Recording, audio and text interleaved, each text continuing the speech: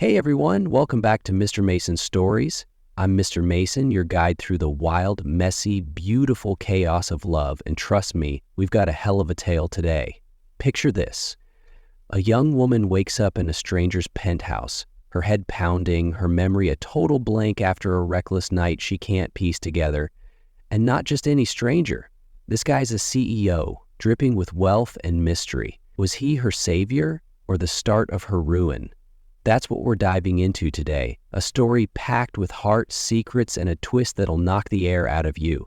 It's raw, it's real, and it's all about finding love when you least expect it, even when the past comes crashing in. I've been spinning these stories for a while now, and I love how you all show up for it, so let's make this one count. Drop a comment and tell me where you're tuning in from. New York with a bagel in hand? California soaking up the sun, or maybe somewhere across the globe where it's midnight and you're curled up with headphones. If this hits you in the chest like I think it will, smash that like button and hit subscribe. We're building something special here at Mr. Mason's Stories, and I don't want you to miss a single heartbeat of it. So, grab your coffee, your tea, whatever keeps you going, and let's get lost in this one together. It's about Evie Harper, a girl who thought she had it all under control until she didn't. Ready? Let's jump in. Evie Harper, Evie to her friends, blinks awake, and the first thing she feels is a sharp stab of sunlight slicing through her eyelids. Her head's throbbing like someone's been hammering nails into it, and her mouth tastes like regret and stale champagne. She's 25, a freelance journalist who just landed her first big feature in Chicago, and last night was supposed to be her victory lap. But this isn't her bed. These sheets are silk, cool and slippery against her skin, not the scratchy cotton she's used to in her cramped apartment stuffed with books and half-dead plants. She's still in the red dress she wore to the party, tight, bold, the kind of thing she'd never pick if she weren't trying to feel like someone who'd made it. But right now, it's wrinkled and clinging to her like a bad decision. She bolts upright, her breath catching in her throat. The room's huge. Too huge. Floor-to-ceiling windows stretch across one wall, showing off Chicago's skyline like a postcard. All steel and glass shimmering in the morning light. The air smells faintly of sandalwood, not the stale coffee and ink of her place. There's a sleek velvet couch in the corner, a bookshelf that looks more like art than storage, and a rug so plush she's pretty sure it cost more than her rent. Her heart starts pounding, a frantic little drumbeat in her chest. "Where the hell am I?" she whispers, her voice shaky, barely cutting through the stillness. Evie swings her legs off the bed, her bare feet sinking into that ridiculous rug. And that's when the panic really hits. She's always been the careful one, the girl who double-checks deadlines, who keeps her life in neat little boxes. She doesn't do risks. She doesn't wake up in strange places. Her hands fly to her dress, patting herself down, and a wave of relief crashes over her when she realizes she's okay. No bruises, no signs anyone's touched her. But that doesn't explain the black hole where last night should be. She squeezes her eyes shut, trying to pull something, anything, out of the fog. Flashes come. The Monarch Hotel, a gala with clinking glasses, her friend Sarah shoving a drink into her hand, laughter that got too loud. Then nothing. "I was supposed to be celebrating," she mutters to herself, her voice trembling now. She'd just sold her first big story. A gritty piece about workers' rights she'd poured her soul into. It was her chance to feel like she'd finally arrived, like she wasn't just some nobody scribbling in the margins of other people's lives. Instead, she's here, lost in someone else's world. She stumbles to the window, her legs wobbly like a newborn deer, and presses her hands against the glass. Outside, the Chicago River sparkles under the sun, winding through a city that suddenly feels a million miles away. There's a rooftop garden below, neat rows of green, a fountain bubbling like it's mocking her. It's beautiful, sure, but it's not hers. "This isn't my life," she says, her reflection staring back at her, wide-eyed, pale. A stranger in a red dress. Her mind starts spinning, a carousel of worst-case scenarios. Did I mess up? Did someone spike my drink? Did I say yes to something I shouldn't have? She's always been the observer, the one who stands back and watches the world unfold for everyone else. Growing up in a rundown suburb outside Chicago, she was just Evie, the quiet kid with a notebook, dreaming of breaking out while her mom worked double shifts at the factory to keep them afloat. She thought that article would change things, make her bold, make her someone. But now she's a ghost in a fairy tale she didn't sign up for. Her breath fogs the glass as she leans closer, steadying herself. What if this is my fault? The thought stings, sharp and bitter. She doesn't drink, not really. A glass of wine here and there, maybe, but nothing that'd land her here. Shame creeps up her spine, even though she can't pin down why. She turns, scanning the room again, desperate for clues. Her heels are lined up neatly by the bed, her purse perched on a glass table. Too perfect, like someone cared enough to tidy up after her chaos. Safe, she whispers, testing the word. It feels wrong. She hasn't felt safe since her dad walked out when she was 10, leaving her and her mom to scrape by. She's built walls ever since, kept people out, kept herself together. I'm not worth the trouble, she's always told herself, so who bothered? Footsteps echo from somewhere beyond the door, soft, deliberate, and her stomach flips. Someone's coming. She freezes, caught between bolting under the bed like a kid and facing whatever's about to walk in.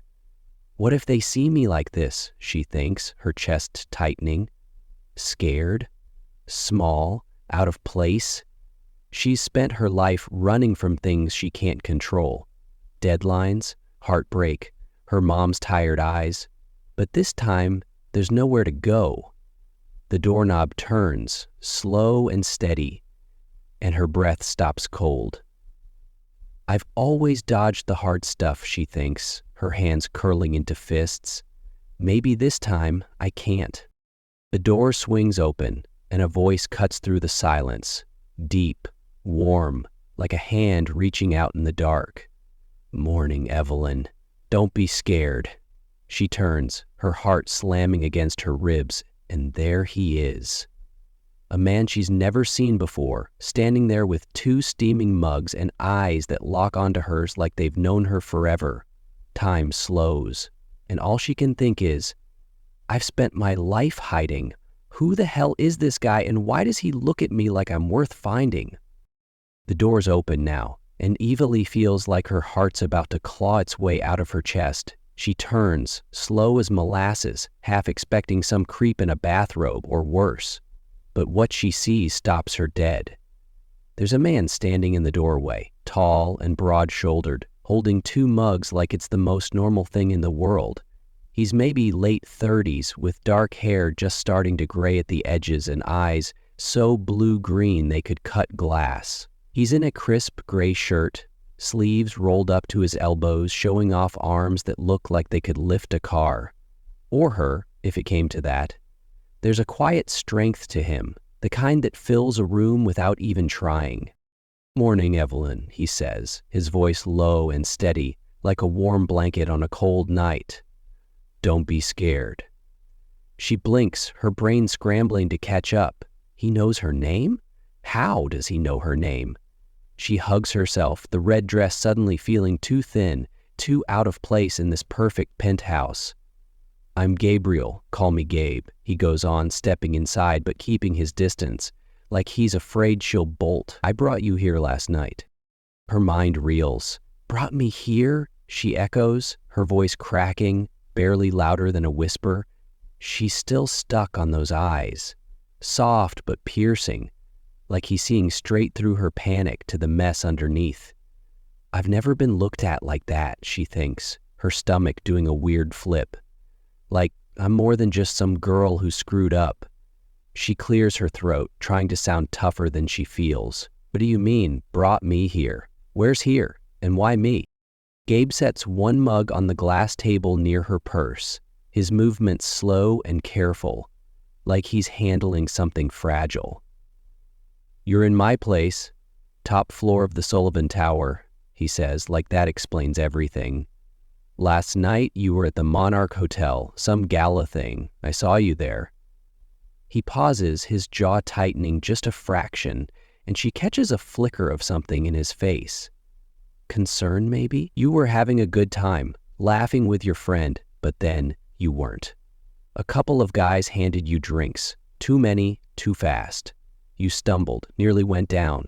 They were closing in, talking about taking you somewhere. I stepped in." Evie's chest tightens, a cold shiver snaking down her spine. "Taking me somewhere?" The words hang heavy, and suddenly the room feels smaller. She can almost see it now, blurry shapes, voices blending into static, her knees buckling. "I was celebrating," she thinks, bitterness creeping in. "My big break, my shot to feel like I mattered, and I ended up, what, prey?" Her cheeks burn and she looks down at her hands twisting together. "I don't drink," she says, her voice small. "Not usually. Last night was, I don't know, stupid. I wanted to let go for once."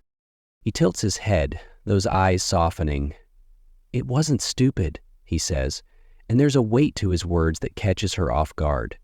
"You were just living. But those guys, they saw you slipping and thought they could take advantage. I told them you were with me, got you out of there. Brought you here to sleep it off." He nods toward the bed. "Your stuff's all there." "I didn't touch anything." She glances at her heels, her purse still neat, still hers. "You saved me," she says, almost to herself, the realization sinking in like a stone.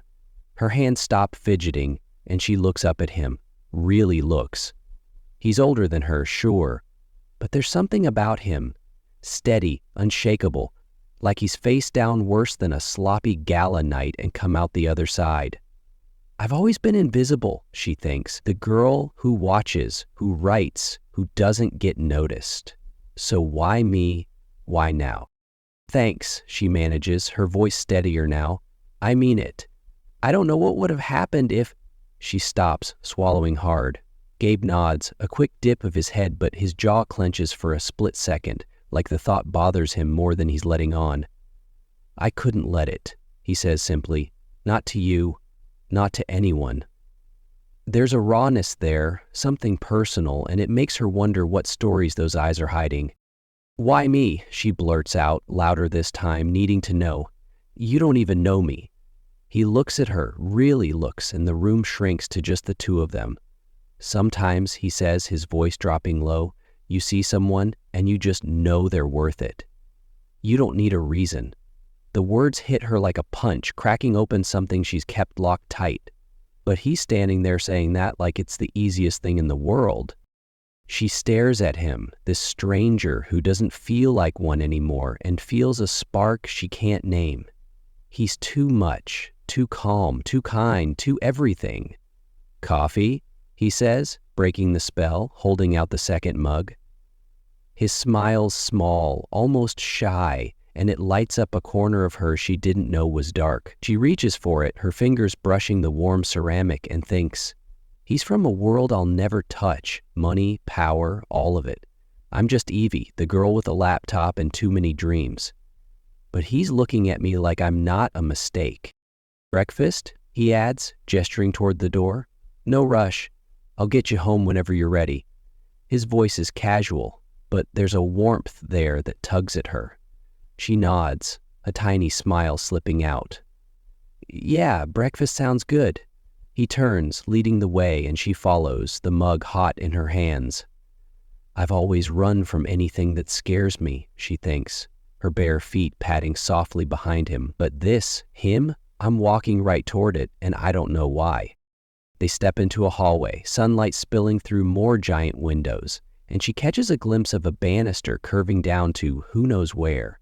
Gabe pushes open a set of glass doors, and she's hit with a view that steals her breath. Chicago sprawling out below, the river winding through it, kissed by morning haze. A little table set up on the balcony, loaded with toast, jam, a pitcher of juice. Sit, he says, pulling out a chair with that easy grace of his. She hesitates, then sinks into it, the red dress catching the light. I don't belong here, she thinks, surrounded by all this. I'm just a girl from the wrong side of town with a head full of words. But he's sitting across from me like I do? So, he says, pouring juice into a glass, tell me about last night. What were you celebrating? His eyes meet hers, warm, curious, and she feels a pull she can't shake. I sold a story, she says, her voice quiet at first. My first big one, about workers, their lives. It's been my dream since I was a kid. Writing stuff that matters. She pauses, then adds, last night was supposed to be my moment, you know? To feel like I was finally somebody. He nods, leaning back a little, like every word she says is worth hearing. And then it went sideways, he says. Not a question, just a fact. She laughs, a shaky little sound. Yeah, my friend Sarah kept pushing drinks on me. Live a little, Evie. And I guess I did, too much. Her cheeks heat up, and she pokes at the toast with her fork. I thought I'd finally be brave, she thinks. Instead, I just ended up here. You weren't lost, Gabe says, his voice firm, cutting through her spiral. You were just starting. No shame in that. She looks up, caught by the way he's watching her, like she's not a disaster, like she's worth something. I've never had anyone say that, she thinks, her heart stuttering, not like they meant it. And for the first time in forever, she wonders if maybe, just maybe, she could be. A month flies by, and Evie's still reeling from that morning in Gabe's penthouse. She tries to shove it down, bury it under late nights at her laptop, chasing deadlines like they'll save her from thinking about him. But the truth? He's stuck in her head like a song she can't shake. Those blue-green eyes, that steady voice, the way he looked at her like she wasn't just some screw-up in a wrinkled dress. She keeps telling herself it's nothing. He's a CEO, for God's sake. Gabe Sullivan, the guy who turned a scrappy idea into a green energy empire. She's just Evie Harper, a 25-year-old freelancer with a stack of bills and a dream too big for her tiny apartment. Worlds apart, right? That's what she keeps saying, until fate, or dumb luck, throws them back together. It starts with an email. Her editor pings her about a new gig, a deep dive into Sullivan Energy's latest project, some cutting-edge solar thing that's got the city buzzing. You're perfect for this, the email says. They want you on it. She stares at the screen, her coffee going cold. They means Gabe. Her stomach does a flip. Half dread, half something she won't name. Next thing she knows, she's walking into his office downtown, her notebook clutched like a shield, trying to act like she's not the girl who woke up in his bed a month ago. He's there behind a desk that's more chaos than order.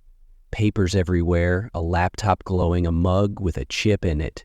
He looks up, and damn it, that smile hits her like a freight train. Small, real, like he's been waiting for her. Evelyn, he says, standing up, good to see you again.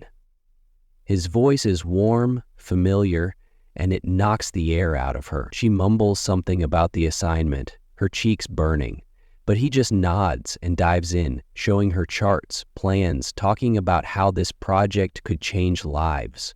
She scribbles notes, trying to focus, but all she can think is, he's so close.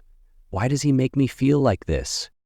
Days turn into weeks, and they're stuck together. Late nights at his office, takeout boxes piling up, coffee cups forming a little graveyard on the table. He's different here. Sleeves rolled up, tie gone, his hair a mess from running his hands through it. He tells her about growing up dirt poor in Indiana, tinkering with junk in his garage until he built something worth a damn. This company's my life, he says one night, leaning back in his chair, the city lights glowing behind him. I had nothing, no degree, no safety net, just a hunch and a lot of grit. She watches him, the way his eyes light up, and thinks, he's made it. All this power, this purpose, and I'm still figuring out who I am. She opens up too, bit by bit. Over greasy lo mein, she tells him about wanting to be a reporter since she was a kid. How she'd sit in her mom's beat-up kitchen, scribbling stories about the neighbors while her mom stitched uniforms to pay the rent. I want to write stuff that matters, she says, poking at a noodle. Give a voice to people like her, the ones nobody sees. He listens, really listens, like every word's a piece of gold, and it chips away at the walls she's built. I've always kept people out, she thinks, stealing a glance at him, because they leave or I'm not enough, but he's still here. Little things start piling up. He hands her his jacket one night when the office AC's blasting and it smells like him, sandalwood and something sharp.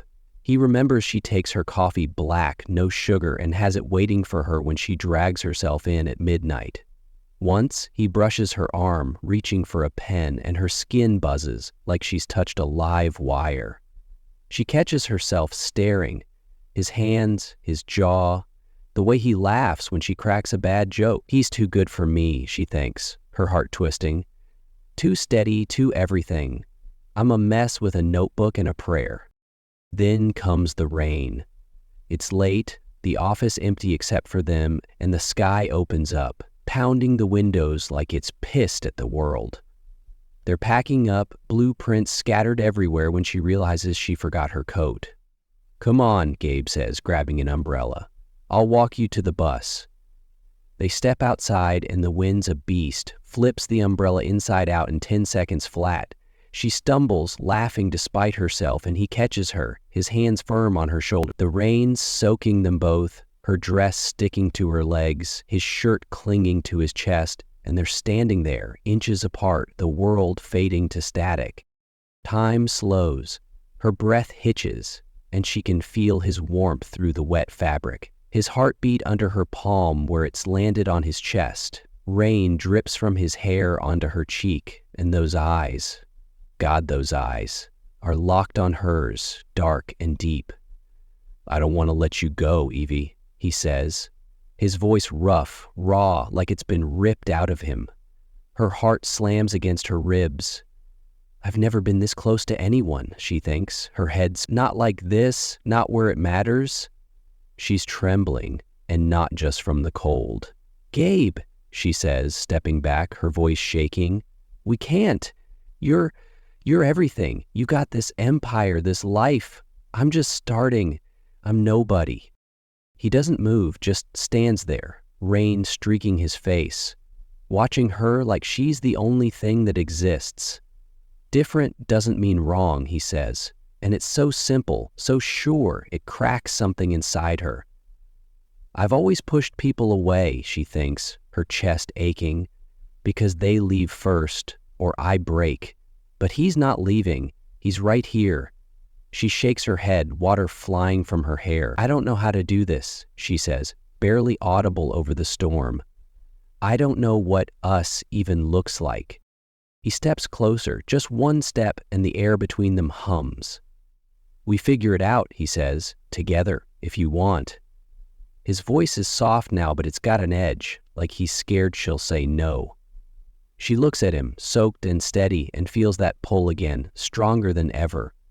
I've spent my life running from love, she thinks, her breath shallow. Because it's messy, it hurts, it's not for girls like me. But with him, I want to stop running. She doesn't say yes, not out loud. But she doesn't say no either. The bus rolls up, headlights cutting through the rain, and she steps back, breaking the spell. I need to go, she mutters, her shoes splashing through puddles as she climbs on. She sinks into a seat, her clothes dripping, and watches him through the fogged-up window. He's still there, standing in the downpour, hands in his pockets, eyes on her like he's memorizing her fate. It's too much, she thinks, her fingers curling into the damp fabric of her dress. Too real, too big. I'm just Evie, the girl who writes other people's stories, not the one who gets the fairy tale. Back in her apartment, she collapses on her couch, the rain still drumming outside. Her notebook's on the table, open to notes about his project, his life. She traces a line with her finger, Gabe Sullivan, dreamer turned doer, and her heart twists. I thought I could keep him out, she whispers to the empty room. But he's in here now under my skin, and I don't know how to stop it. She pulls her knees up, hugging herself, and stares at the ceiling. I've always been scared of falling, she thinks. But with him, it feels like I already have, and I don't hate it. The next day, she's back at his office, pretending her pulse doesn't jump when he walks in with coffee. Black, no sugar, just for her. He sets it on her desk with a quiet, "For you," and walks away. But the air's thick with everything they didn't say. She sips it, warmth spreading through her, and knows she's in deeper than she ever meant to be.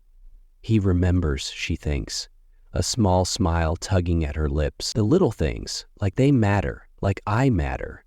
And as they dive back into work, shoulder to shoulder, she feels it. A shift, a thread tying them together, pulling tighter with every glance, every word. I can't fight this, she thinks, looking at him across the table. Not anymore. Evie's life feels like it's teetering on the edge of something big. Something scary, sure, but also alive in a way she's never known. Weeks have blurred into late nights with Gabe, their world shrinking to his office, stacks of papers, and that quiet pole between them that's starting to feel like home. She's let him in, inch by shaky inch, past the walls she's spent years building, past the voice in her head that's always whispered she's not enough. He's there every day, steady as a heartbeat, asking about her work, her dreams, laughing at her dumb jokes like they're gold. She catches herself smiling at nothing, tracing his name in the margins of her notes, Gabe Sullivan, and wondering how the hell she got here. I thought I'd always be on my own, she thinks, stealing a glance at him across the room. But with him, I'm not. Then it all comes crashing down. It's a Tuesday, gray and dreary, and she's at the co-working space she sometimes uses to write, cheaper than a real office, with coffee that's barely drinkable. She's hunched over her laptop, tweaking her piece on Gabe's solar project, when Lila storms in. Lila's another freelancer, all sharp edges and sharper tongue, the kind of woman who'd sell her soul for a byline. They've never gotten along, too much bad blood over stolen pitches. But today, there's a glint in Lila's eyes that makes Evie's stomach drop. Well, well, Lila says, her voice dripping with venom as she slaps a thick folder onto the table. It lands with a thud, paper spilling out. You think your knight in shining armor so perfect, huh? Read this, princess. Evie frowns, her fingers hovering over the keyboard. What are you talking about? She snaps, but her voice wavers. Lila smirks, leaning in close enough that Evie can smell her cheap perfume. Your precious Gabe Sullivan, she says. Mr. CEO with the big heart. Take a look at what his company did 8 years ago. You might recognize a name. She taps the folder and steps back, arms crossed like she's watching a bomb tick down. Evie's hands shake as she pulls the folder closer.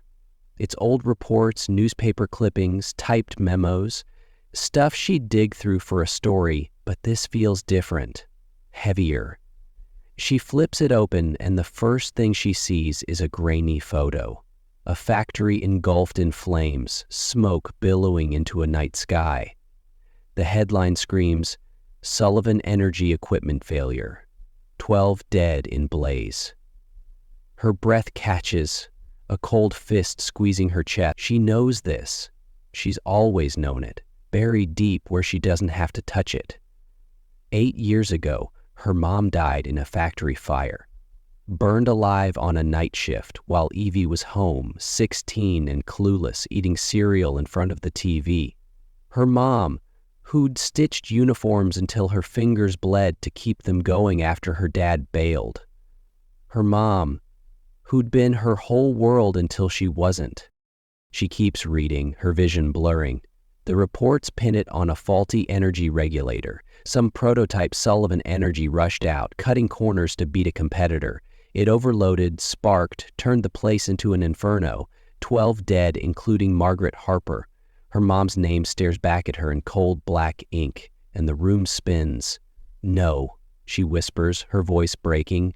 It can't be. But the dates line up, the details match. Everything she's tried to forget about that night when the cops showed up at their door and her life fell apart. Leela's voice cuts through the haze. He killed her, Evie. Your mom's gone because of him. And what, you're playing house with the guy? That's messed up, even for you. Evie's knees buckle, and she grips the table to stay upright. He didn't know, she thinks, desperate, clinging to anything. He couldn't have. But then she's on her feet, the folder clutched in her hands, storming out into the rain. She needs to see him. She needs answers. She finds Gabe in his office, the sleek tower looming over her like a judge. He's at his desk, papers scattered, and he looks up with that damn smile until he sees her face. "Evelyn," he says, standing fast. "You're early. What's wrong?" She doesn't answer, just slams the folder down, photos and headlines spilling across the wood. "Is it true?" she says, her voice raw, shaking so hard she barely recognizes it. "Did you kill my mom?" His smile vanishes, his face going pale as death. "What are you—" he starts, but she cuts him off, her voice rising. "The fire. 8 years ago. Your company, your equipment. My mom died because of it, Gabe. Margaret Harper, she's in there. Tell me it's not true." He stares at the papers, his hands trembling, and for a moment he's silent, a silence that guts her. "Evie," he says finally, his voice cracking. Yes. My company made that regulator. There was a flaw. We didn't catch it in time. It destroyed me when it happened. Lawsuits, guilt, all of it. But I didn't know your mom was one of them. Not until right now." She steps back, her chest heaving. "Didn't know?" she yells, tears streaming hot down her face. "You built that thing, you sold it, and then you waltz into my life, save me from some creeps, act like my hero. Why? To fix your conscience? I trusted you, Gabe. I let you in." Her voice breaks, and she's sobbing now, rain dripping from her hair onto the floor. "I thought you were my safe place," she thinks, her heart shattering. "The one who'd never hurt me. But you did. You did it before I even knew you." He moves toward her, his eyes desperate. "Listen to me," he says, his voice thick. "Yes, I messed up. Horribly. I've spent years trying to make it right, helping the families, fixing what I could. But that night at the gala, I helped you because I saw you, stumbling, vulnerable, real. Not because of guilt, not because of the past. Because I couldn't walk away. And then I fell for you, Evie, harder than I've ever fallen for anyone." Her heart twists, torn between the love she's felt and the betrayal slicing through her. "Fell for me?" she spits, pulling away when he reaches for her. "How am I supposed to believe that? You let me fall for you, and all this time you were hiding this monster in your past? How can I love you, Gabe? How can I look at you and not see her, not hear her screaming in that fire, not feel that hole she left?" He flinches like she slapped him, and she thinks, "I've never hurt anyone before, but I'm breaking him now, and it's breaking me too." "I don't know how to fix this," he says, his voice splintering. "But I love you, Evie, not because of what I've done, but because of who you are. If you walk away, I'll get it. But I'll never stop loving you." She stares at him, rain streaking her face, her mind screaming. "I thought I wasn't worth loving," she thinks, "until he gave me everything, and now it's poison." She turns, running into the storm, her shoes splashing through puddles, her sobs lost in the wind. He calls after her, "Evie, please." But she doesn't stop. "I've always run when it hurts," she thinks, collapsing against a wall, the rain soaking her through. He was my light, my chance. Now he's my darkness. How do I love him when he's tied to everything I've lost? Evie's been a ghost since that rainy night, curled up in her apartment, blinds shut, the world blocked out. It's been a week, maybe more, she's lost count. Her laptop sits untouched, her story on Gabe's project stalled mid-sentence. The folder from Lila's still on her coffee table, its edges curling, a silent scream she can't ignore. She keeps replaying it, his face going pale, his voice breaking. The way he said he didn't know. I want to hate him, she thinks, staring at the ceiling, her fingers tracing the armrest of her ratty couch. I should hate him. He took her, my mom, the one who held me together when everything else fell apart. But every time I try, I see his eyes, hear his voice, feel his hands pulling me out of that gala like I mattered. She's stuck, caught between the ache of losing her mom and the ache of losing him. Her mom's face floats up in her mind. Tired smile, calloused hands, the way she'd hum old songs while sewing late into the night.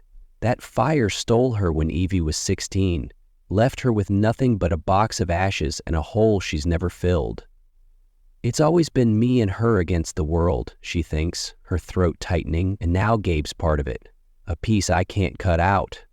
She picks up her phone, scrolls to his number, then tosses it down. What am I even supposed to say? Then, one gray morning, there's a knock, soft, hesitant, like it's scared to be heard. She drags herself to the door, her sweats hanging off her, and opens it. Gabe standing there, soaked from the drizzle, his hazel eyes red-rimmed like he hasn't slept in days. He's holding a folder of his own, thinner than Lila's, and her heart twists, half fury, half relief. Evie, he says, his voice low and broken. I know I don't deserve this, but please, just hear me out. She wants to slam the door, to run like she always does, but something stops her. I've always pushed people away, she thinks, stepping aside, because it's easier than this. But he's here, and I can't look away. He walks in, setting the folder on her cluttered table.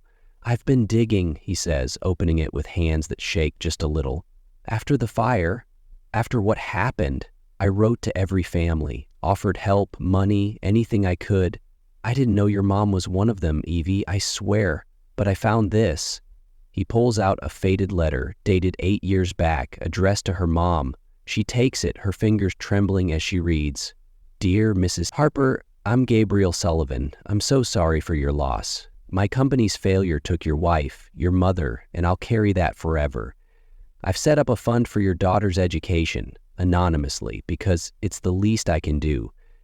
It won't bring her back, but I hope it helps. Her breath catches. The scholarship? The one that got her through college, the one her mom's old boss called a miracle after the funeral? It was him. She looks up, tears brimming. You did this? She whispers, her voice cracking. All those years, you were there? He nods, his jaw tight. I didn't know it was you. Not until now. I've lived with that guilt, Evie, tried to make it right however I could, but meeting you, that wasn't about fixing anything. It was about you. Just you. Her chest tightens, the weight of it crashing over her. I thought he was my enemy, she thinks, setting the letter down, but he's been my shadow, holding me up when I didn't even know I was falling. Why didn't you tell me? She asks, her voice breaking. He steps closer, hesitant, like he's scared she'll shatter. I didn't want you to see me like that, he says. A monster, a mistake. I wanted you to see me, the real me, the one who loves you more than I can stand.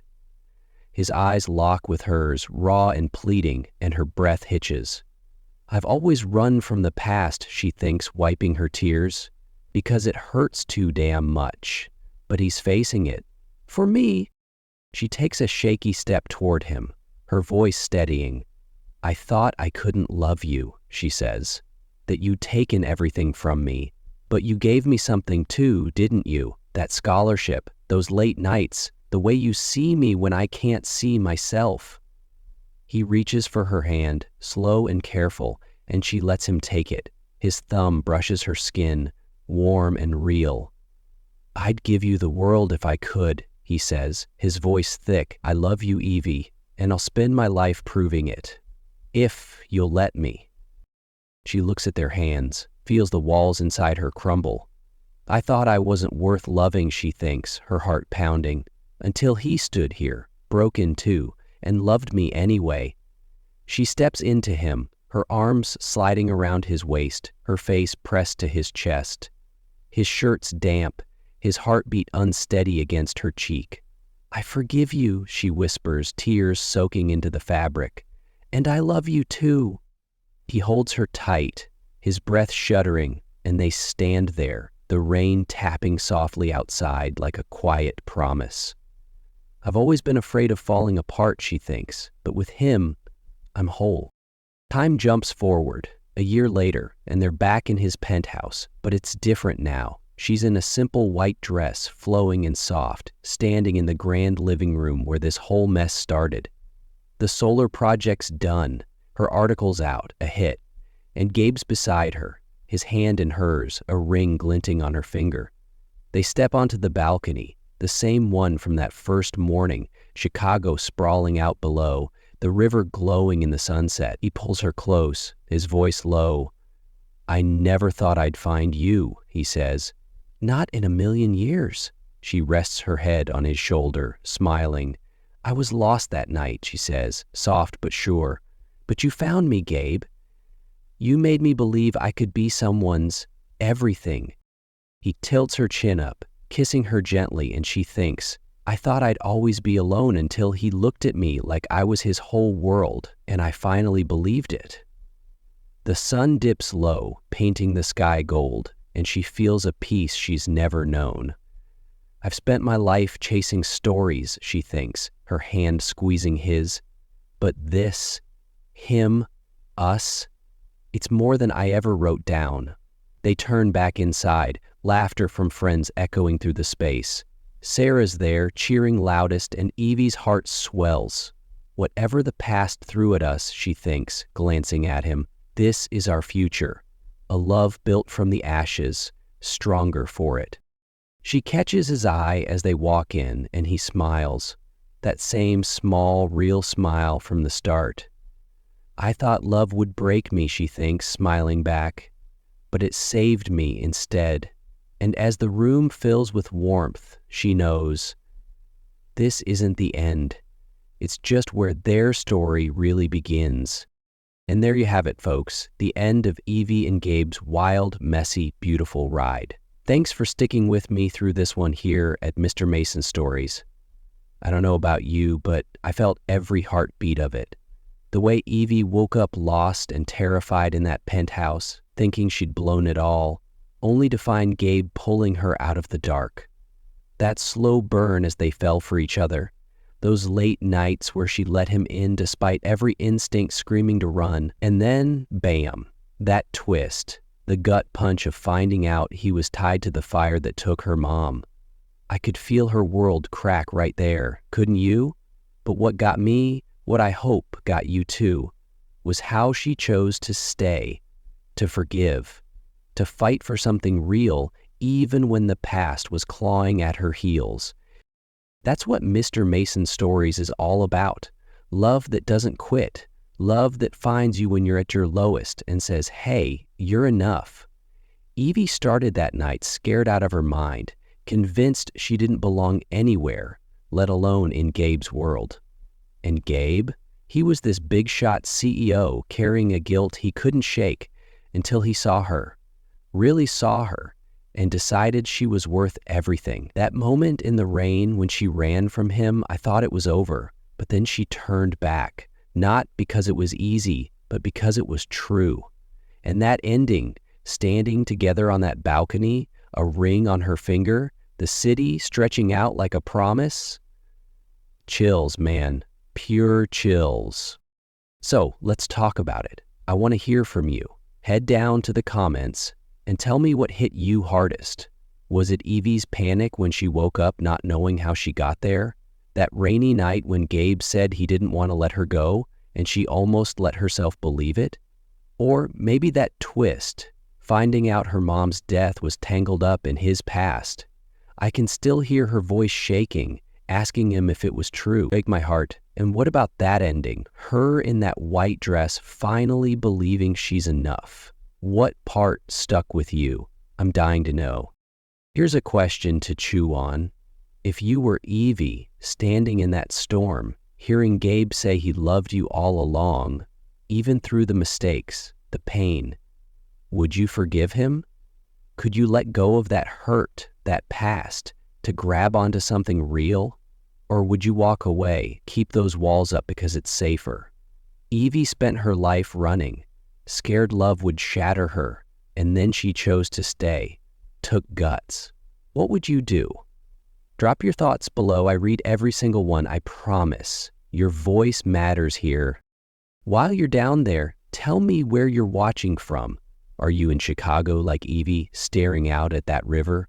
Maybe New York, huddled up with a hot chocolate? Or somewhere halfway across the world where the stars are out while I'm recording this? I love picturing you all. My Mr. Mason Stories family scattered out there, connected by these tales. You're why I do this, you know that? Every comment, every like, it's fuel to keep going. Speaking of which, if this story grabbed you, shook you, made you feel a little less alone, hit that like button. It's a small thing, but it tells me you're with me, that these stories mean something to you too. And if you haven't yet, subscribe, click that red button, ring the bell. We've got more coming, more love, more twists, more moments to cry and smile over together. I don't want you to miss a single one. Imagine it. Next week, you're back here with me, diving into another romance, feeling all the feels. That's what we do, right? One last look at Evie and Gabe.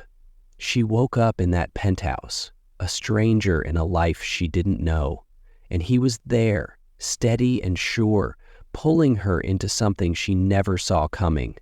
I thought I'd always be alone, she said, until he made me feel like home. Gets me every time. Maybe you felt that too, or maybe you're still waiting. Either way, you're not alone here with us. Before I let you go, share this with someone who needs it. A friend who's had a rough day, a sibling who loves a good story. Send them the link, tell them to join us. We're growing this little corner of the internet together, and every new voice makes it brighter. Thank you for being here, for listening, for feeling this with me. You're the heartbeat of Mr. Mason Stories, every single one of you. I'll see you next time with another tale to steal your soul. Until then, keep believing in love, keep chasing what matters, and know you've always got a spot here with me. Take care, my friends, and let's talk soon in the comments. Bye for now.